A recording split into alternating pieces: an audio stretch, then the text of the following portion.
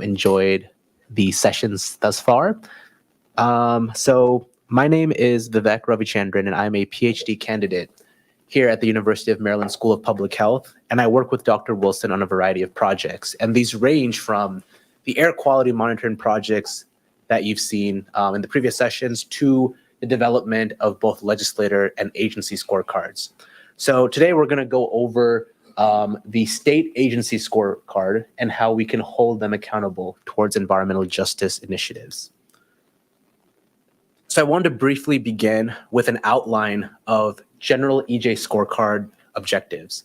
So these scorecards have been used extensively in the past, and they're used to evaluate the priorities, initiatives, and capacities of agencies towards environmental justice. Additionally, these scorecards can serve as a metric to track progress over time.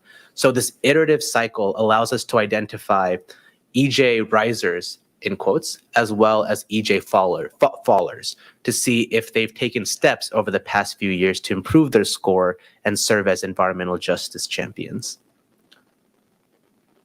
I want to now briefly contextualize environmental justice, and I'm utilizing a quote from Dr. Robert Bullard.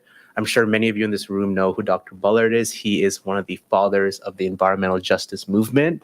So while EJ refers to the principle that all people and communities have a right to equal protection and enforcement of environmental laws and regulations, we still see that pollution levels in America follow social demographic lines. In fact, what's bolded right here really resonated with me when I saw this quote, and that is that zip code is still the most potent predictor of an individual's health and well-being. I don't know if folks on the YouTube live stream as well as in the room have seen the other sessions on health disparities, but for example, in Washington, D.C., life expectancy can differ by up to 20 years, depending on the ward that you reside in. And those who live on the, quote, wrong side of the tracks are subjected to a disproportionate level of environmental pathogens or negative features of their environment that contribute to their health disparities. So to combat these issues, President Biden introduced the Justice 40 initiative in his executive order on climate change. And what this Justice 40 initiative has done is allocated 40% of federal investments to go towards disadvantaged communities. Now in Maryland and other similarly situated states, bills have been introduced or passed that define a disadvantaged community or an environmental justice community. In Maryland, for example, we have the Maryland Environmental Justice Screen and Mapping Tool, which has also been covered in a previous session. This allows us as researchers, allows legislators, and allows EJ advocates to pinpoint areas of investment. EJ advocates have also gathered and identified key environmental justice values and benefits that the Justice 40 investments should deliver on to environmental justice communities. And these fall under these four categories: pollution reduction, climate justice and resilience, a just transition, as well as allowing community members to speak for themselves. The last bullet point really hones in on one of the core tenets of environmental justice, which is meaningful involvement of community members across the policy stream. So this workshop, again, is not just going over our scorecard, but also what you can do to create your own and what criteria are involved. When crafting a scorecard, you don't want to reinvent the wheel, but maybe fine-tune that wheel a little bit. So you want to see what's already been done, both at the federal as well as the state level. In this case, WEJAC, I'm sure many of you are familiar with the White House Environmental Justice Advisory Council, has provided recommendations for an EJ scorecard for federal agencies. They scored 24 agencies based on select criteria. You can scale this down, WEJAC's recommendations down to the state and even county level. You can score your county health department, your county environmental agency, and your county department of planning. This has already been done for the state of California and here at SIEGE for the state of Maryland. When I use acronyms, it's a little bit unfortunate that SIEGE sounds very similar to SIEGE. So when I say SIEGE, I'm just going to point to myself for the rest of the presentation. So WeJack Scorecard, as I mentioned, examined 24 federal agencies. These included the California Department of Agriculture, the Department of Energy, and many others. And they looked at the EJ work and initiatives that were undertaken from 2021 to 2022. In this case, the U.S. General Services Administration. This was for the federal agencies, not California. Excuse me. The U.S. General Services Administration, or GSA, and the Department of Energy had the highest scores. And below are a couple initiatives that they had undertaken. The GSA had created a Green Building Advisory Committee, and the Department of Energy had allocated $22 billion for funding opportunities for the electrification of tribal government buildings, as well as community revitalization. The CEJA, not us, California Environmental Justice Alliance, looked at 5 state agencies at a time. I hope folks can see the scores up here and on the stream. And they did so based on previous engagement. So they only scored agencies they had previously engaged. And as you can see, the scores are not too promising. And we saw that the department, the Air Resources Board was the only one that proved to be an EJ riser. In fact, compared to 2019, 2 of the agency scores were much lower. And this is extremely problematic, especially during a time when the COVID pandemic was at its peak. And so here is our CEJAs, our scorecard from 2019 to 2021. Similar to CEJA's scorecard for California, the scores here were also not too hot. We had conversations with the select agencies here who would then provide additional material to us, and we were able to revise their scores. So we gave them an opportunity to improve their transparency, provide additional materials about their efforts, and we updated their scores. But even then, the scores were not too good. Most of the agencies had a failing grade, similar to what we saw in California, and the strongest EJ efforts belonged to the Maryland Department of the Environment and the Department of Natural Resources. Some of your questions might be, why do these agencies score the highest? Well, we've partnered with the Maryland Department of the Environment on various air quality efforts and EJ initiatives. We've partnered with the Department of Natural Resources to create the EJ screen, as well as other mapping tools. And they made these products accessible, and they had EJ written into their mission statement online as well.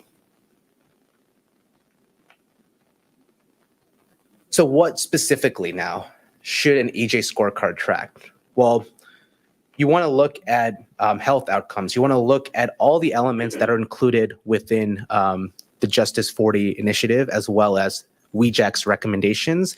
So you want to focus on a just energy transition, transportation equity, amongst other categories.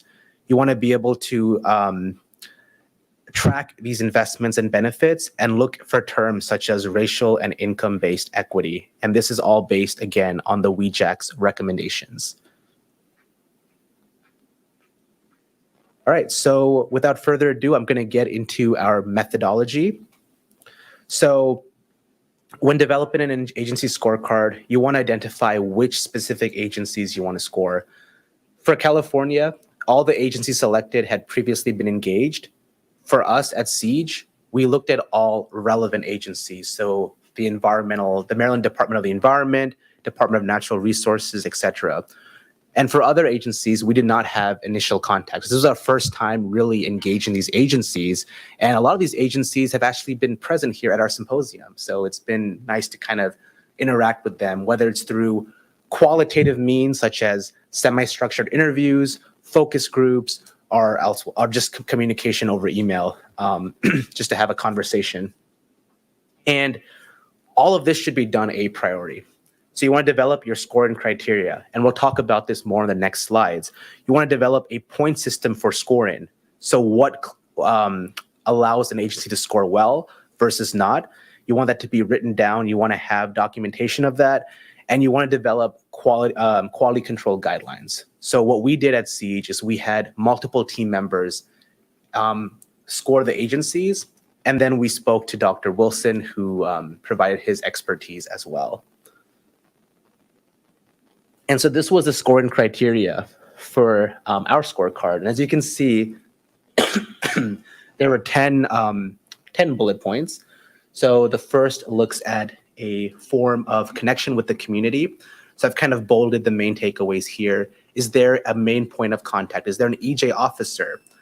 The second point looked at a One Health approach. So protecting the physical environment, humans, trees, our habitat, our ecosystem. The third bullet point looks at protecting those who have been impacted historically by environmental racism, both workers as well as communities.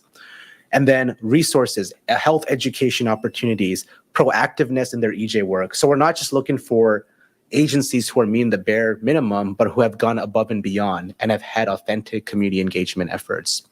And I have a few others that I won't necessarily run through, but have they been using resources to identify EJ communities? So this involves various mapping tools such as EJ Screen and the CDC's new mapper. And so this was the point system that we used. And I want to first start by just thanking a couple of our interns through the EJ Summer Scholars Program for helping create this scoring criteria and more in the acknowledgement section. But as you can see, in order to score a 5 for each category, which was the full points, they had to center their mission on EJ or use related language, and they had to have extensive information available on the work that they're currently doing. And yes, to receive a 0, they would really have to try hard to not include this information. So if this is the first iteration of your organization scorecard, then we really want you to give agencies an opportunity to improve their score, because we had initially, from my experience, received backlash from our previous scorecard in 2019, the first one, because agencies saw that they scored so poorly, but they were really upset when this information went public. They said, we could have done things to fix this. We could have been more transparent. So contact the agency, have a conversation with them, allow them to provide additional documentation of some of their efforts, and then update their scores accordingly. So you can include their initial score and then their updated score. In the future, though, once you create your scorecard and it's an iterative process, each subsequent score should be final, because they've already been contacted. They already have the heads up. The information's public, news, press releases, etc. So the first scorecard, to summarize, give an opportunity to improve their score. In the future, whatever score they get is final. And when you're publishing information, producing charts, we want you to produce a trend line so you can, again, identify the EJ risers and fallers over time, and give a quick summary in your report about the strengths and weaknesses. So even if the agency had a perfect score, how can they improve? If they had a terrible score, what did they still do well, so that you want to at least be able to balance some of the cons with some of the pros. So that was a quick overview on the methodology behind our scorecard. And now I'm going to jump into some of our findings from our recent 2023 agency scorecard. So these were the agencies that were scored, and these are the same agencies that we had scored in 2019 that I produced some results on earlier in my slide deck. So again, housing, Department of Health, Energy Administration, natural resources, ag, planning. So these are all agencies, again, that have been contacted, know that there's a scorecard out there, have taken efforts to improve, and are now actually speaking at our symposium. So we are engaging them through this symposium as well. And so this is the overall scoring. I'm going to just leave this up for a few seconds for you to assess. And I want to make this a little bit interactive. Based on the previous scoring, do you notice any patterns or similarities? And if I can scroll back to the Ag can't pull it together. Huh? Ag can't pull it together. Yeah. Was ag? Well, Ag had an F on your previous thing. They had an F. Okay. They Okay. just cannot get it together. Okay. I don't know if we had ag representatives in their symposium. Do a quick Control F on our agenda. No. Yeah, but The Department of Health is really concerning too. Right, I mean, right, come right. on. Yeah. Yeah, right, come on. Is anyone here from a state agency by any chance? I'm from a state agency, but not in Maryland. Which one? Delaware. Delaware. Natural Resources Environmental. Okay, so you're with That's Miss Marconi? Oh, Angela, yeah. Angela. Okay, okay. We haven't done a scorecard for Delaware, but I think it would be nice to see a mid-Atlantic wide view. So we already have a comparison with California and Maryland, but California has it's a very different state to say the least, and I think a mid-Atlantic view would be key. When Yeah. did you score this? Like, what time, like, what month did you do this and finalize it? This was very recent, Okay. so this was It's like now, in Maryland, we have a new governor, we have all these new secretaries, there's all this stuff happening. and, Definitely. It's like now they're almost a year into most of their appointments, depending on the Yeah. people.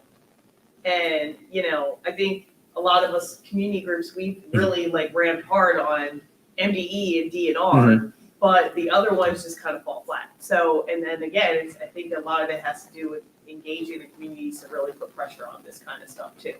Which, in the grand scheme of Maryland, it's usually MDE Mhm. and DNR And- that are making decisions and stuff like that really affect, and then yeah. all of the other kind of stuff, like you would expect like the health department to have a higher score, but no one's keeping tabs on them. Not as much because we don't do like real epidemiology studies. or Right. Health impact assessments. The agencies don't communicate with each other Right. unless it's like some multi-agency, Right, like a commission, like a EJ Yeah. commission. Yeah, yeah. we So- Oh, sorry, ma'am. Go ahead. No, you're good. Okay. So we have a partnership with some of these organizations, but we don't have like a joint partnership with all of them together. We've worked with the Department of Health actually on the environmental public health tracker, and we're pretty close with Dr. Cliff Mitchell, who's the director of that program. So it was a little bit stunning for me as well to see that. That's one of my takeaways from this slide. The other one being that DNR and the Department of the Environment maintained their effort as EJ champions. It does seem like they kind of remain steady, but haven't taken that extra step, but they currently are. So this could definitely change, within the next few months. But this scorecard was indeed finalized, I would say, in the last couple months or so. Okay. So it's very recent. Yeah. Yes, ma'am. But one thing, I don't know Maryland, but the thing Uh-huh. is that I personally think that like this thing with the health department is just ridiculous. But they all feed into each other, but it's like you have, like in Delaware, we're DENREC, and it's DELDOT. Yes. But it's like, aren't we all doing, like we're all doing different things in a community. And I think that a lot of pressure comes to DENREC.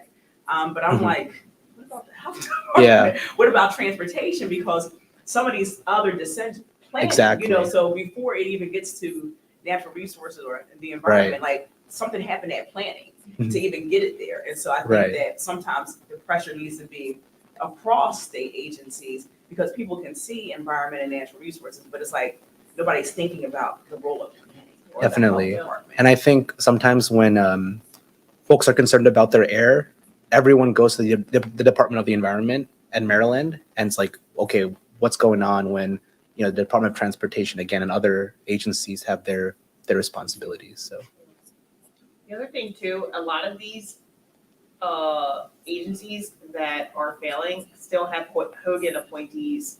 Okay, staff that's- at a lot of their. I you know, didn't know which is that. Interesting. That's- A lot of like the staffers and stuff, like they might have obviously secretaries that are new Mhm. and they're getting the swing of things, but all of the staff just underneath the secretary are all Hogan, Right. That's have been in since. that would be really good to note which ones specifically. Yeah, like so. I can tell you ag, Okay. planning, Okay. energy administration, Oh wow. public Okay. service commission. Yeah, that's really useful information to like look at that sort of cross tabulation. And I know with the transition. Right, and so they don't change, They've like, all been. they just wait for the next administration. I'm sorry. Yeah. Oh no. It's like if you're working at these state agencies, you've been working there 15, 20, however many years. And like, you're just doing your job because like at the top is going to change. Mhm. But it's like, really, is it really going to trickle down to the way that you're executing your work maybe not, because like you might even be disconnected from the cabinet secretary or whatever their initiative. So it's like, this is like kind of, I mean, there's the stuff that the policies, but it's like, what is the workforce doing? Like, it's like two different things that are happening. Yeah, and we have a larger report. So this is just like a summary slide deck, but we have a larger report on the strengths and weaknesses, a description of what's going on. And I definitely think before we make that publicly accessible on our Siege website, the information about Governor Hogan's appointees, I would love to try to integrate that too. So I really appreciate that. And I know with Governor Westmore's transition team, especially with the climate team, Dr. Wilson's on that committee. And we also have representatives, I believe, Chris Hoagland from MDE and a couple other agencies, but again, maybe not represented fully by the others. So that's really interesting. Any other questions or comments? I have lots of thoughts, but Okay. Did you have more slides you wanted to get through? I do. I actually. Derailed your thing. No, this is good. This is good. I prefer this. So, this is a very relatively short presentation, and I wanted to have it be more like a workshop like this. So this is great. This is just some information about what MDE does. I'm sure you already know, and why they received the score that they did. So I hope that this kind of gets into some of your questions or thoughts, but feel free to ask away, for sure. Yeah, I mean, I guess as a theory of change, scorecards can be really valuable. I think about like LCD scorecard or legal conservation, or that kind of accountability. But the scorecards that I think about that have been the most successful, they at least have some A's in them, right? Like at least some people or organizations are meeting the bar, and then you can always move the bar up later. Right. But I wonder just kind of what the theory of change is, and like having nobody meet the bar. Right. And I could see for these agencies, like ag or planning, we're asking them to do something totally different than what they've been told to do before, right? Definitely. And we need to change. I'm not defending the status quo at all, but like, imagine like you're taking a class and like on your science, and then you've been studying for life science, that's what it's about, and then all of a sudden like, no, you have to do geology. It's like, you get an F on that. That isn't for me. Is that it's not fair. Like at some point, like people and agencies are people. Right? Exactly. So, I agree. Motivating them, telling them ahead of time, and getting that feedback and like just giving room to change. So I wonder like how you're dealing with like the feedback from those agencies that are just, like, they suck. There were agencies that didn't really get back to us. So we reached out to all of them, and only a few reached back out to us. I think Public Service Commission and a couple others. So it's just possible that, they're also super busy. It's possible that they didn't respond to us, but then they saw our scorecard and they saw the news reports and they're like, wait, what is this? Like, why are we scoring so terribly? And I think you're right. Like maybe with that bar being so high, like Dr. Wilson's a very ambitious EJ scholar and advocate. So his bar is always going to be up there. But I think having a way to like maybe measure their progress, like at least showing that they've improved, even if it's like small steps and into uncharted waters, I think would still be a good step. So seeing that percent change versus just, oh, you scored a D, or like we don't want this to just be the only chart that's out there. Like you failed. Maybe showing their percent change as the main chart. Or even getting buy-in of like what they can do in this space, right? Because it's not going to be the same for each one. Because environment and natural resources are much surprising. That is really the perspective I think that these criteria are coming from, right? Of course, It can mean different things. So I don't know. This is just unsolicited advice, I guess. But getting more feedback from agencies and more buy-in, to me, in my agency experience at the federal level, will lead to faster change. Thank you. And this, I used to teach middle school, and you don't fail. I taught social media. You don't ever fail. And if you fail them, and they have zero, if you give a kid a bunch of zeros, they're never going to be able to. They could get A's, and then they're still like at a D or a C, despite all the effort. So it kind of is like demotivating. Like I see what you're saying. So it's like, what is the but you also don't want the bar to be down here. Like it's like, okay, we put out a DEI statement. Look at us. We don't want that either. Yeah. But so it's like it has to be something meaningful, but kind of bring them along rather than saying like you said, you suck. Yeah, and Siege's, we followed Siege's grading scale. So a perfect score in a category would be an A. but if they had like I think a 4 was a B or something like that. So it was really hard to get an A overall is what I'm saying. You had to score perfectly. Even a 4.9 would be a B.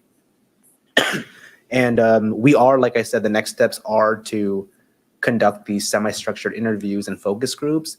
And that's actually part of my my dissertation at the end. So I'm really excited for that and kind of see their perspective on maybe, looking for dominant themes that might point to some challenges and barriers that they have, and maybe be able to hear them out versus just calling them out.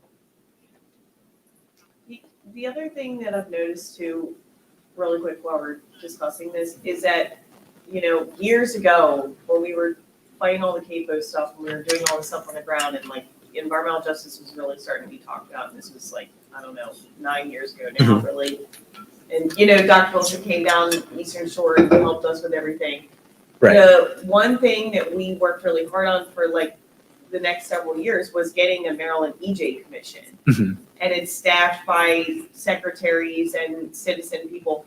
Well, I've been looking at their stuff online and like they haven't really been doing a whole lot within the last and I know COVID put a damper on a lot of it, but they're like having these little luncheons and doing like kind of, and I'm like, I was talking to Maria about this. I was like, we really need to ramp this up again because they can help Siege really put the pressure on these agencies to talk to each other and collaborate and do better, because it's like, you have 2 agencies that are doing pretty well and all the other ones are like, just not even, they might not be trying just because, it seems unattainable and, politics. But I'm like, that EJ commission that we have is like really, really important. And I've just kind of noticed it's kind of fallen by the wayside. Like half the people don't even participate in all the meetings. And like this was something that I'm like, when the EJ symposium is all over, like we need to start discussing this again. But like we really need to rely on that. We worked really hard to get that in there. So I didn't realize that it was that inactive. I know we have calendar invites. I just never had a chance to attend those sessions. So I would love to kind of sit in and see what's really going on. Yeah, I think I was like, I think we need to get more eyes on it because like that's accountability something that we should be utilizing in this. And it's a public event, right? So usually they open up their meetings to the public, but they travel around the state and have different meetings. But I mean, like we worked really hard to put certain people in there. Yeah. And I've noticed that those certain people just aren't really holding up to, what we expected them to do. And now it's just kind of dwindling because I think we're also focused on all this other stuff that we're doing, which is amazing. Yeah. But that was the first thing that we all did years ago, was establish that. And now it's kind of just there, you know what I mean? And I'm like, they're the ones that should be putting the pressure too and helping you get this done. Definitely. Thanks for that. Any other questions before we move on? It's our presentation now, so. Oh, this is the question break. It's a good break. Yeah. Well, I'm glad that these slides are allowing us to plan. Like again, actions oriented science is what we're all about. But so these are some strengths for DNR. Again, prove it that focus on DI initiatives. And I know we talked about the bar and how it shouldn't just be like, oh, we have this statement here, bam. But I do want to point out these are some of the positives of DNR. But yeah, so like the park equity tool, making this information open and transparent so users can access it was one of their biggest strengths as well. And they offer more up-to-date resources. So their resources aren't from 2009, 2010, but they're very much up-to-date than the other agencies. So that's good. They're very active on the EJ front. They don't just have documents up there and like, oh, here's an environmental justice section of our website, and then leave it there.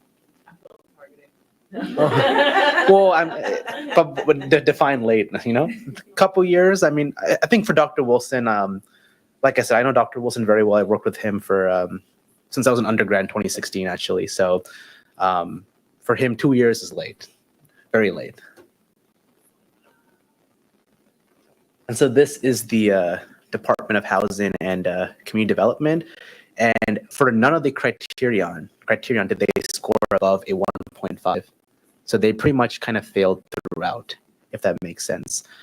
And even though this is an agency that has a commitment towards community development, which is in their name, it seemed that little care was put into the environmental health of those communities.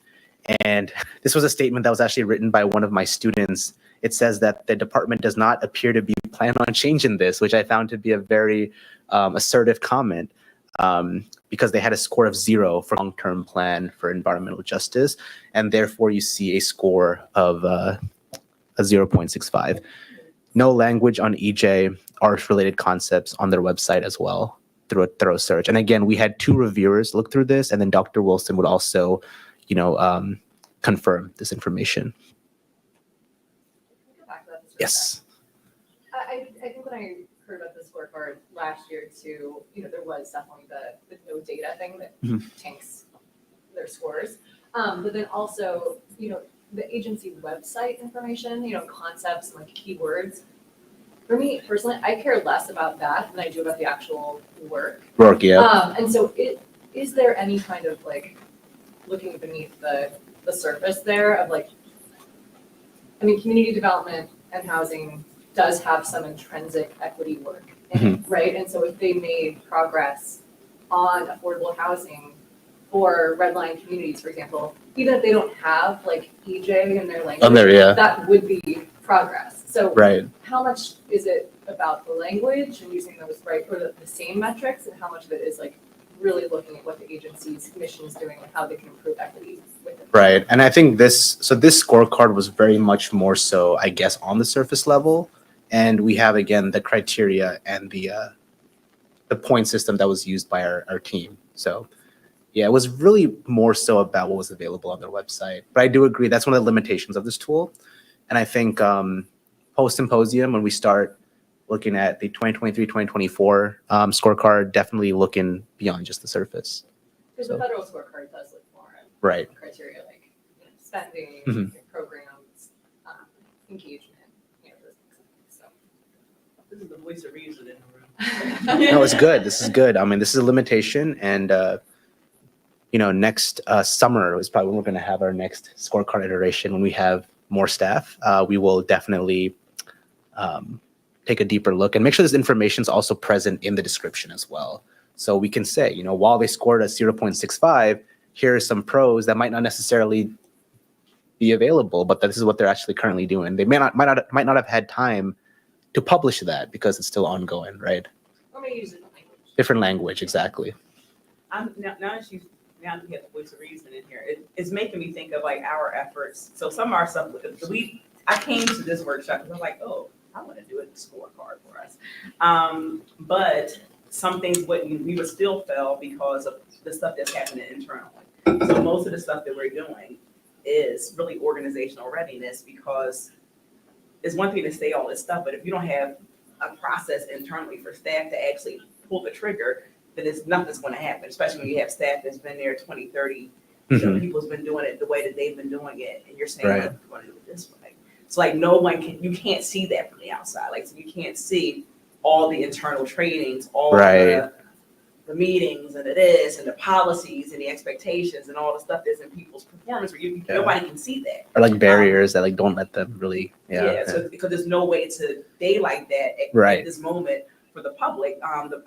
We have an AG website, so I'm going to talk. And that's where I think that's definitely where I got 3,000 unread emails though. I'm trying. That's definitely where, again, the qualitative side, like bringing in the interviewing staff, agency staff, I think would really elucidate that too. Because again, as part of my dissertation, and it's not towards the EJ scorecard, but for another project, but still same concept applies. It's just like, what are the barriers, or like, why are they scoring so low? Maybe there's something that we're not really, that's been confounding the scores, like you've all mentioned so far, all the voices of reason. But I really appreciate the feedback, of course. Like, this is a workshop, so I like that it's engaging, and like that you're pointing out the limitations, and then we can work to make a better scorecard system for the region. So these are the average scores across the agencies by criterion. And of course, as we can see, criterion 3, which is the prioritization of EJ communities, criterion 5, which is proactiveness, and criterion 8, which is using methods to identify EJ communities, were all tied for the highest scores, albeit not that high. But again, this is all aggregated of a 2.89. So it seems like the agencies are in fact using the mapping tools that we've developed, which is really great, that interagency collaboration. But the lowest score in criterion was 2, which is the protection and repair of the environment using a One Health approach. But I also think that this criterion might also be incredibly specific. So certain agencies might have that as part of their mission statement, but others don't really, like their mission isn't necessarily to have that One Health approach, if that makes sense. And then these are the roll-in averages for all the agencies. I apologize for the acronyms, but I think after talking about them enough, we kind of know which one's which. And this is the progress made from 2019 to present day. So we can see that a lot of those agencies that were scoring pretty poorly in 2020, it's interesting, a lot of these agencies dipped right during the peak of COVID, and then you see that upward swing. So even though the Department of Ag and the Energy Administration, they were almost at zero, they made some very significant progress in the past couple years. But they still got an F. Ag. Was it ag? I'm saying, like, you're saying, I can. Yeah, they still got an F, but they were, but what I'm saying is they still made progress. So they've been improving, even though it's incremental, and that's what we're trying to kind of gauge. What's the reason it's saying? Because we would have never known that, because I thought they Yeah. were trash. Yeah. So, but in our report, we have the full description of their process over time. So we have more charts and more figures that kind of elucidate that. And then MDE and DNR are kind of holding steady at the top. And then this green one, this is M dot, rises from less than a 1 to a 3.5. They got a shot in the arm with all that money. Yeah, that's good to know too. Again, like what's the context behind it, right? Yeah. What did they do differently? What was behind their meteoric rise? Yeah, so that is, I have some supplemental documents. It's actually on our website. It should be on our website. I don't know if we published a new scorecard, but it's coming out soon. It's a detailed list of what they've done. But off the top of my head, I'm not sure. But I can pull up a document that has it written down after the presentation. I have it with me. Okay, what from minus or half? Oh. No, they dot. are. Just kidding, I'm just kidding. Well, what's DHC was the Housing and community I don't know development. what the hell's going on in housing, but that's just, I think it's the criteria, because like she said, yeah, some of this equity stuff, like, that's who they're serving, like, they're already serving yeah. a marginal population. So it's like, just because they're not using the words environmental justice, it still could be a disadvantaged community. I mean, like, that's Right. what they do. Well, the housing crisis that we're going through right now, I mean, they've been focused on probably different things than Yeah. updating our language on them. Right, keeping people in their homes, for starters. And so this is the just the overall summary. So this is my final slide. So overall, we see that MD and DNR did score the highest, while the Department of Housing scored the lowest. But as we've discussed, it could be the methodology itself that has been contributing to this. And I would love to adapt this scorecard based on the feedback that you've all provided. And hopefully we can find a way to get this in the form of written feedback so that we can implement this in the future. So I will provide my contact information and we will use that accordingly. It's also possible that we had inter-rater variability. So we had 2 reviewers and we averaged their scores. And we probably need additional reviewers in the future to have a larger statistical power on that front. And the lowest criterion, as we saw, was the One Health approach. But again, as we've talked about, that could have been baked into the terminology or the methodology itself. So that's basically my presentation. I received some very, very useful feedback from all of you, and I promise I will implement this to my next iteration for 2024.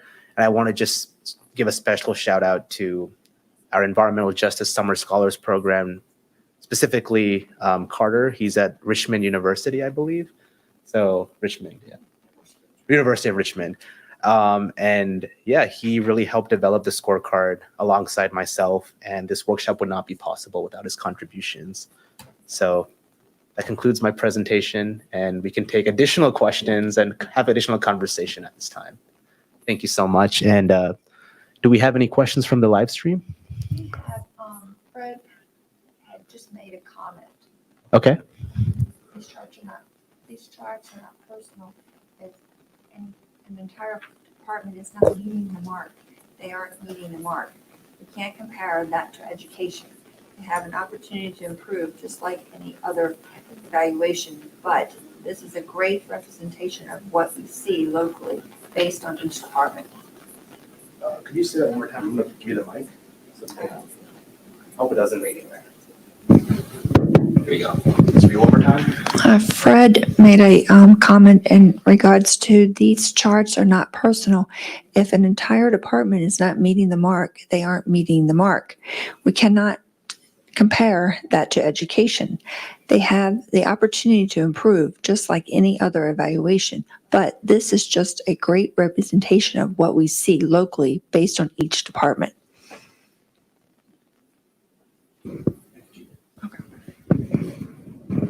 Can you repeat the first part? A little bit louder, please. I'm just trying to. These charts are not personal. Okay. Yeah. Can continue. Just keep If the statement. an entire department is not meeting the mark, they aren't meeting the mark, Okay. which is a very good, very good comment he mentioned, because they're not meeting the mark, as we can see. Yeah. I mean, we also talked about why that's the case too. So it's possible that they could be meeting the mark, but we might have missed it. So there could be misclassification bias in these charts as well. Yes. I said I wasn't gonna say it, but I just can't help myself. But I just wanted to say that I think that two things can be true, right? So there are, not to say that we know that state agencies have problems, right? And so sometimes they hit it, sometimes they don't, sometimes whatever it is they're supposed to be doing, housing, roads, farming, whatever, like they can mess up. But I think that what I heard Voice of Reason say, and what I was saying, is making sure that the mark makes sense, right? So it's like they cannot hit the mark of what it is, but it's like, is this the right mark to judge them at? And then like, you put this out to the public, and then it's like, I'm like, ag sucks, but ag is making incremental changes. They're making some improvement. And so I think that those are things to consider, like particularly from an academic perspective, that whatever your research methodology is, and you have to be able to kind of hang your hat on it. And so there's some adjustment that needs to be made with this. And so, that's for this to be published or whatever the case may be, like, really, does this meet that test? And so like it's being put out to the public, and we already kind of have this, there's some things that kind of need a second look. And so we can't really say that they're not, and I'm not trying to defend Maryland state agencies. I'm just saying that just from a lens of doing work that's fair and that can move the needle, because it doesn't really help anybody to say, you get an F again and again and again, versus like, all right, what do we need to do to make sure that these outcomes make sense for your agency, right? And I'm not. Yeah, Thank if I could build on that too. Could you go back to the slide of like what the criteria are? Yeah, so some of these are outcome based, but they're mainly, I think, process based. And of course, process is important. But the outcomes of like whether or not Maryland as a state is improving racial equity criteria is like decreasing racial health disparities, increasing economic opportunity for marginalized community. Those, I think, are not necessarily captured here, right? And Right, so like, yeah. at some point, like the outcomes Mhm. really matter, not just what's on a website. And so I guess that's my fear, that like the mark that's not being met is from doing an assessment from the outside of what you're able to see, but that's not necessarily what's really happening or how people are really experiencing what the agencies are doing. And of course, the agencies have to improve across the board, but I'm not Right. sure that this is really measuring real. No, and I think what the DC Office of Health has done is they've included in their executive summary key points, and one of which is have asthma rates gone down, have the disparities been mitigated. So I think definitely including that information, at least in our report, would have that outcome measurement. But yeah, what you said, this is mostly process. Any other questions from the live stream? That was it. No questions? Any other comments? And also talk after we close you can close the live stream so you won't feel pressured to stay quiet or anything. I have a question. Yes. About the last one, number 10, is it prioritize diversity among staff? Is that based on like statistics of staff diversity? Yeah, I think for this one, I'm trying to remember because our staff assessed this. I believe they would look at the. I would say it's based on what information is available online. I wouldn't say it's based on statistics. But it's like prioritizing diversity and Being diverse, exactly. Yeah, exactly. I understand. We have it's all these short, the whole thing is just a mess. So you can be like, yes. Like I used to run a nutrition education Mhm. program, and I'm from Philadelphia originally. And I prioritized diversity. I partnered because we were doing nutrition education in public schools and community centers, and I wanted to have a little bit more diverse staff. Reaching out to HBCU alumni, all these different things, but also I needed people that were like nutrition educators. So it's like the people that were majoring those things, like they just did not exist. I did not get the applications. I worked at the University of Pennsylvania. I would get 300 applications, and maybe 2 people might be diverse. And so that for me was like, and I had HR doing all kinds of stuff to try to get more people in there. And so I was definitely prioritizing it, but my entire staff, I had a staff of 21, and I think probably it was like 4 of us might have been some type of minority or something like that. And that was not for lack of trying and prioritizing. So, I don't know what kind of data is available about, the demographics of public workers, but I said I wasn't going to talk. Yeah. It's not talking, but you're making me talk. Yeah, now looking back, it was definitely more on the outside, just like the prioritization versus the actual statistics. Because I'm thinking back to my conversations with our team and our scholars, so they didn't do a deeper dive.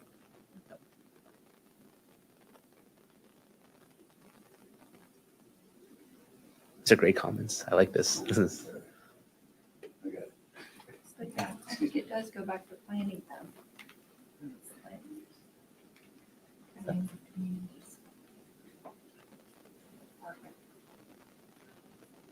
Yeah. Yeah, it does. It, It like- stems from that. Yeah, that's where they feel the pressure. Yeah, it should, because the planning of a community is ultimately determines one's access to health, one's access to exercise, Yeah. one's access to transportation. They all encompass one another, so, and that mitigates diseases, like just for example, Ward 7 and 8 in Washington DC, for those of you not familiar with that area, it's, Ward 7 and 8 in DC per capita. It makes the US look like an undeveloped country because their maternal mortality and morbidity rates are so high among African American women right now. That is what's making the country, USA, look like an undeveloped country. But now, George Washington University and Howard University came into a partnership, and they were building a hospital there. Because there was no hospital, and Ward 7 and 8 were kind of separated by the Anacostia River. So that was the problem. Even though you live in DC, there's 8 wards in DC. It takes time to get from Ward 8 to Ward 1 or Ward wherever, to the other side. But people don't realize that. And it takes money too. Metro's not free. Yeah. So, But I think that's what the United States are this across cities and in rural areas across the nation. Yeah. Our stats are on par with the developing world in terms of access to healthcare, maternal infant mortality rate, anything like with that UN Human Development Index. Like it really sucks to be in a city, a poor Black city, or a rural area, because you're going to have the same thing. You can kind of compare that and look at sub-Saharan Africa, and you're like, wait a minute, like where are we in terms of education, everything? So but that goes back to all of these structural patterns, right? These problems that we have. yeah, it goes back to the Well, it's all- We can turn the live stream. I think our viewers don't have any more questions. No more questions. Okay, we can turn the live stream off. I want to just thank the viewers on YouTube.